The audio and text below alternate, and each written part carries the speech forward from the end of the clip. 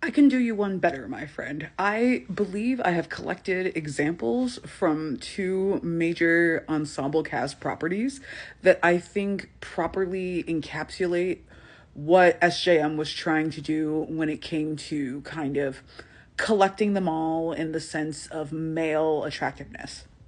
So the thing that SJM was doing is that she was doing a thing where the men of ACOTAR, and probably of the other series as well, but mostly ACOTAR, they every single man I think is a different kind of attractive, and then together the male cast is attractive on its own as like a whole rather than some of its parts. Whereas us, like the audience, we can kind of pick our man of choice. This is basically what the Oron High School Host Club does, where every single one of these teen boys and girl, every single one of them has a different kind of attractiveness that appeals to any one or multiple of their customers. Like Hikaru and Kaoru, they're kind of playing into like the tropey aspect of their brotherhood. Kyoya is like this very intelligent, very cold kind of motherfucker. That was my man, by the way. And then Honey and Mori, they're kind of playing off of the opposite ends of the spectrum with their personality. And girls appealed to one or both of them. And then Tamaki's kind of the leader. So basically, if you weren't into this kind of like specialized attractiveness that the other boys were doing, Tamaki kind of covered everything else. I feel like in the ACOTAR scenario, both Rhysand and Tamlin are Tamakis, whereas the rest they will get to them later. And then Haruhi's kind of a little outside of this because Haruhi is the protagonist and a girl, or gender neutral. What is the general consensus on Haruhi's pronouns? I don't know. I gotta look that up. Anyway, this is what I'm talking about when it comes to SJM getting the male characters of ACOTAR to look attractive as a group. When they are like individually kind of set apart from each other, they're less Oron, they're more lost. Like these are all beautiful people, but they're all beautiful differently. So I've said this before and I'll say it again. I think that Tamlin is a very Sawyer type, kind of like a down home, like doesn't mince his words, is very straightforward, is kind of like I'm an asshole, but like you're gonna love me anyway. That was Tamlin's vibe, which is probably why I didn't vibe with him personally. I wasn't really a Sawyer girly. Like I enjoyed watching him, but like I wasn't feral over him as a teenager the way that like some of my friends were. And I think could be one of two archetypes here. I think that Rhysand kind of resonates as like a Jack kind of attractiveness where like he's supposed to be like a handsome man, but he's not beautiful. He's just kind of like a handsome man. But also Jack and Rhysand both share like the chains of commanding. Like it would like you'd be able to see that on them, and there are girls that are attracted to that. Alternatively, I think that Rhysand is a Saeed type where like he has this like fucked up backstory and that he wears like armor, and then the second that like you sit down with him and he starts to tell you about himself, you're like, oh, I could vibe with this torturer. I could do unspeakable things to him.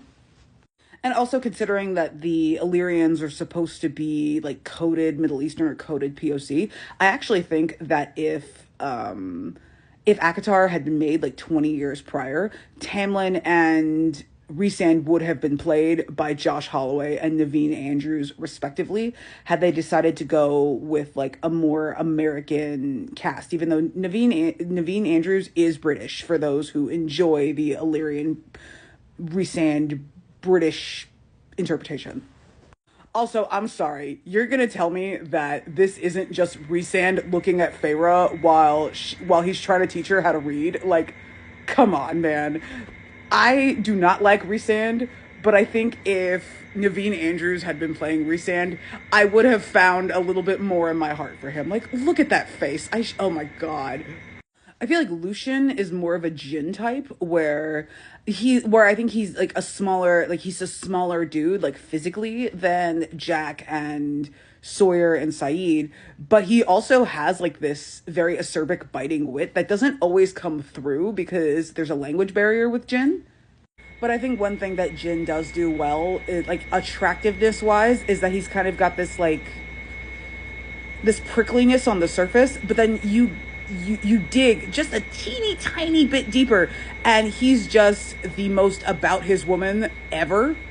I actually think if Aleutian ends up endgame, I want like a Sun and Jin kind of thing for them, like a Sun and Jin type of dynamic, because the thing that made them special was that when we first meet this couple, it's like it seems like they're both stuck in this marriage and they don't want to be in this marriage, and Sun was actively trying to leave him while before they got on the plane. But then the more you get to know them, it's more like Jin was put in these awful positions, and that made him like a harder person and an angrier person. But deep down, he's just a cinnamon roll and a sweetheart. Whereas Sun, she comes off very demure, very shy, very submissive. But by the end of the series, like she's actively killing people and is the most ruthless bitch. And that's what made them work. And I think if Aleutian is going to be Endgame, I want a dynamic like that. Which is probably why I think Lucian is a very Jin type of attractiveness.